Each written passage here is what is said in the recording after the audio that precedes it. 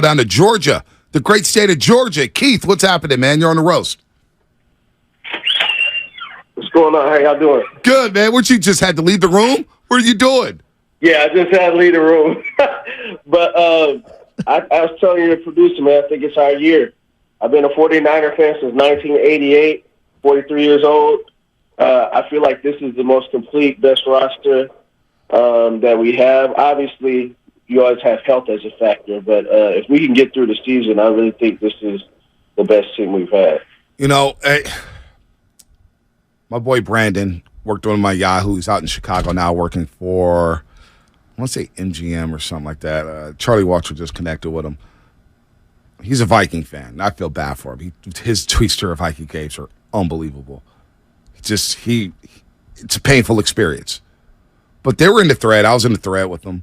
And there's a Chief fan, and there was Brandon, who's a Viking fan. And there's an Eagle fan. And the Eagle fan was talking their talk.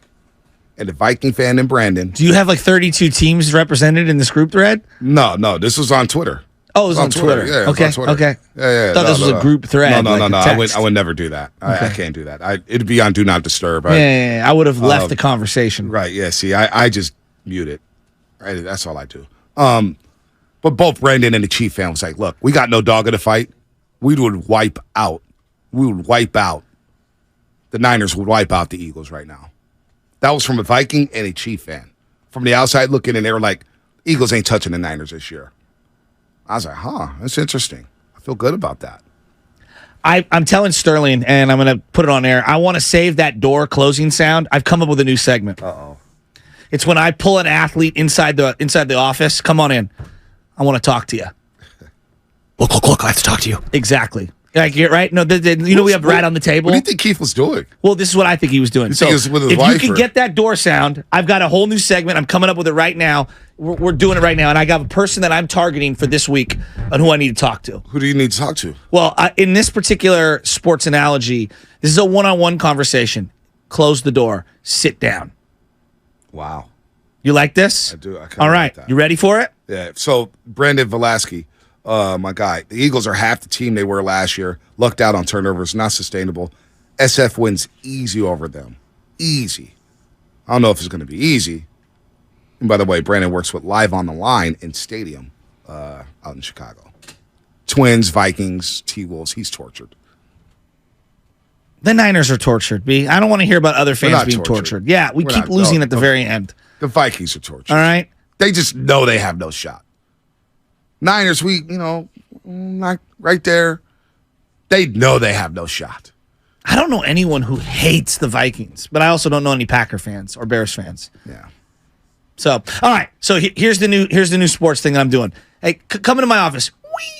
That's the door shutting. Sit down. Do it one more time. Come on in. Come into my room. Sit down. Sit down. Hey, Nick, how you doing? That new money kick in? You buy yourself a house? I appreciate that. Look, I know last week, week 1, you're just getting your feet underneath you. This is Rams week. And there's a guy across the field this week, Aaron Donald, okay? They think he's the gold standard at the defensive line position of the last decade. And he probably is. He's great. He had his biggest moment in the fourth quarter against us in the NFC Championship game. And then he did it again in the Super Bowl. Let's end them. Let's send him out of this division.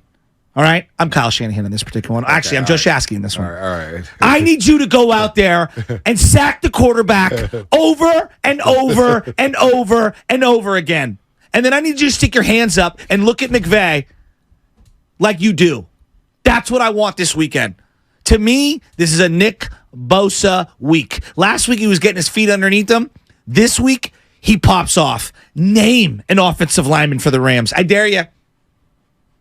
Nick, you have got to come away with 2.5 sacks this week.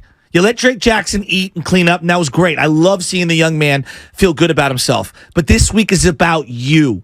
The stars come out to play in Hollywood, and there's no star who shines brighter than Nick Bosa. My man, this week is all about you. Boom. I like that. Sterling, can you get the door sound one more time? Just door sound. I got something. Hit the door sound. Hey, Farhan. Close the door tightly. No. One more time. Oh, no. Farhan Zaidi, close the door tightly. Let me talk to you real quick. Make the playoffs or not. Might as well put your house on the market. You're out of here. You're fired. Now, make sure you close the door behind you. Got a meeting to do. Zoom meeting in 5 minutes. Can you close the door, please? Yeah, thank you. Have a good time. That was quick. Meaning, is it quicker than him platooning somebody out? Than Marco Luciano? Was it quicker than pitch hitting for him? I didn't see you pivoting to the Giants. Yeah, well, I just want to fire him because Sam Lubman's fired up because Greg Johnson basically said, yeah, I said what I said. They're coming back next year. How do Giants fans feel about that? They're going to be back in our lives in 2024. Farhan Zaidi. I got no problem. I really don't have a big issue with Gabe Kapler. It's Farhan. I don't believe in your philosophy. I don't believe in your plan. I don't believe in your approach to the game of baseball. Well, here's the funny I thing. don't believe in you when we had Aaron Johnson right here on the platter. I looked at you, you talked to Aaron, I said, damn, we lost Aaron Judge. It's because you spoke. Just because you spoke. Here's a door, Farhan. Let's have a brief. We needed the door slamming. We're going to add that into that element. Especially for Farhan. And I want to get back into the Niners because they make me so happy, and the Giants just frustrate me. Everybody thinks that if you're not in on Farhan, you're against smart people or thinking baseball and blah, blah, blah, blah. And let me just tell you, you know what's smart baseball? And I was talking with Bill Lasky about this, in fact, at the golf tournament. And yeah, I'll say his name. He works at the other station, but I respect Bill's baseball acumen. I love Bill. He works at the other station, but you are listening to 95.7 Yes, The Game, sorry. KGMZ FM in HUS San Francisco. Always live on the Odyssey app. Free Odyssey app, that is. Download that bad boy. Favorite 95.7 The Game for the best and most up-to-date sports coverage. Don't forget, you can also watch us every single day on our YouTube and Twitch stream, sponsored by our very good friends at First NorCal Credit Union. Shout out to First NorCal Credit Union. And also, it's a Football Friday brought to you by First 5 California. To learn 4 things you can do to overcome toxic stress, don't watch the Giants and go to first5california.com. Bill Lasky. To me, smart baseball sometimes, not all the times, but sometimes is not overthinking it. Is called KISS. Keep it simple, stupid, right? You've heard that phrase before, right? No, I'm serious. Like, there are certain guys, like Manny Ramirez is an example. Do you tell Manny Ramirez what to do when he's in the on-deck circle? man. Hey, Manny, look out for the slider. It's coming. Or is it like, let Manny cook, right? There are certain guys, you kind of just let them cook and let them do their thing. You get in your own way at times when you're overthinking certain scenarios, right? Like, you really do. I really, truly believe this. Like, right now, Ryan Walker. Everyone wants to tell me about how great Ryan Walker is. Ryan Walker doesn't even know what he's expected to do on a daily basis. Sometimes he's an opener. Sometimes he's coming in high-leverage situations late in the game. That's very difficult. You're making it difficult for him. And some people say, well, you just go out there and do your job and pitch. It's much easier preparing for your job on a daily basis when you know exactly what your job is, okay? I look at someone like Luis Matos, who is a human, okay? He's a human. And I'm going to keep bringing up this specific example. He goes 2 for 5, hits a home run after a week in the minors. He's feeling good about himself. He's seeing the ball well. You're not going to play tomorrow. Why not? Well, because we're facing a righty. And you know what? You hit a little better against lefties, and we want to see somebody else in there like Wade Meckler, and we're going to give him an opportunity. That is not smart. You know why? Because now you're taking away the momentum of a young player and his confidence. Mm-hmm. All right? So we could talk about data and how one guy hits 10 percentage points higher than another. But what about being smart to the emotional relationship between that person and yourself and their emotional and mental confidence in going out there and performing at a high level? We all agree. Sports is very mental. Sports is very confidence-driven. Did Trey Lance look confident? Forget all the what he can and can't see and processing. Did he look confident? No. Does Brock Purdy look confident? Yes.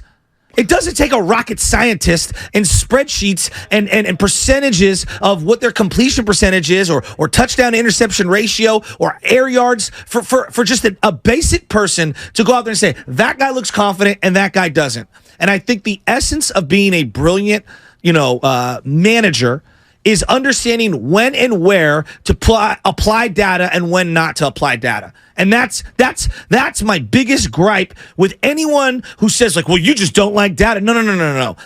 I don't like how they're managing the players on the team, and I don't think they're getting the best out of their guys. Right now, they have 2 starters, Logan Webb and Alex Cobb. Harrison isn't even a real starter right now. The guy can barely go through 4 innings. Right? And I like Harrison as a prospect. But you're telling me how great he is, and you're saying, and even baseball, MLB.com, he's the number 2 left-handed prospect in the game. I'm just being honest. I like Harrison. I think he can be a great player long-term. Right now, he does not look like the number 2 best left-handed prospect in all of baseball. He just doesn't. He doesn't. Now, a year from now, could he look totally different? Absolutely. Camilo Duvall in 1 year took a massive leap forward. Massive leap forward. But we have overrated all of their prospects in their entire system. And then when they get to the big league level, we've seen certain guys, we've given them chances. I don't think they're putting them in the best position to succeed. So I'm just completely out on this regime. And if you're telling me, Joe, they're going to make a manager change and they're going to move out Gabe Kapler, well, why? The next guy's just going to come in and do exactly what the GM wants, because we all agree the GM's making the majority of the decisions when it comes to the lineup. So what good does it let having Farhan have a second hire? Either you're in or you're out, and I'm out. I'm out. There it is. He's out. But Greg Johnson's not. He reiterated to Sousa Slusser what he told the Chronicle last month. Greg Johnson, owner of the Giants, president of baseball operations, Farhan Zaidi, and manager Gabe Kapler aren't going anywhere. So there's that. So we'll see how it plays out. And I'm not going to get mad about it. I want to move on. But my response would be then the fans aren't going to Oracle. Well, I told you that this past offseason. You guys laughed that's at a bad business decision. Well, what happened this year? I said I wasn't spending a dime on the Giants. I didn't pay for a single ticket all season long. Okay, it's been 5 years. And I went to 3 games. I went to 3 games this year. Bonte. I won't go to another game. I'm probably not going to watch the Rockies this weekend. I'm probably not going to do it, doubleheader. So move on. Jose Ortiz.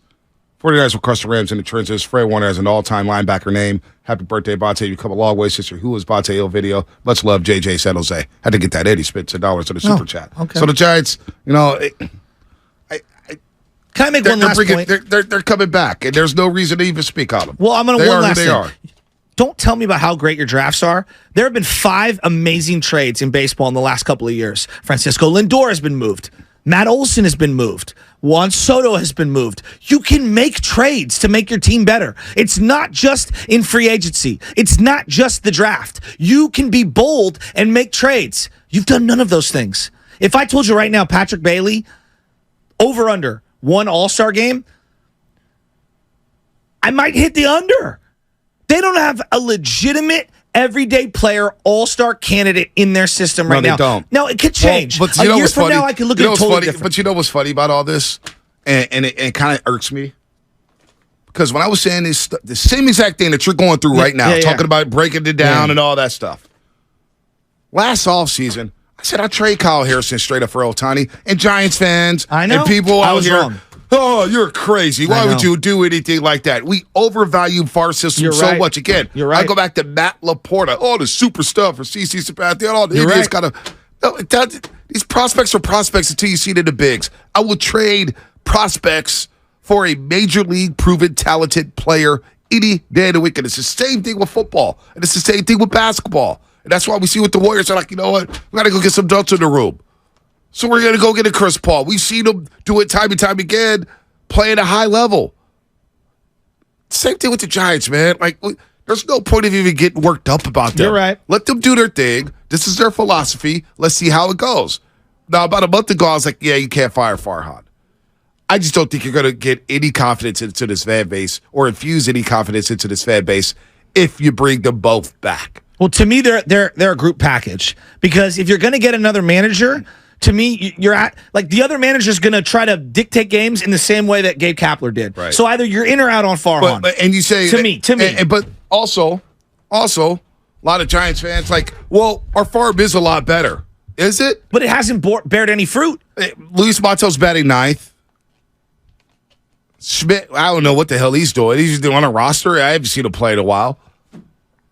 Ramos is okay. Their two most prominent players. You sit Luciano Bobby back Evans down. guys. You sit Luciano back down. He got hurt. So I don't know how good this farm system is. I don't think it's very good. I don't. Look at and I don't know. I just they frustrate me. Let's get to the Niners. I want to finish on a high note. All right, yeah, you went down that road. Well, you brought Farhan into the room. I just said I fired him, and we kept it moving, man. Open that door.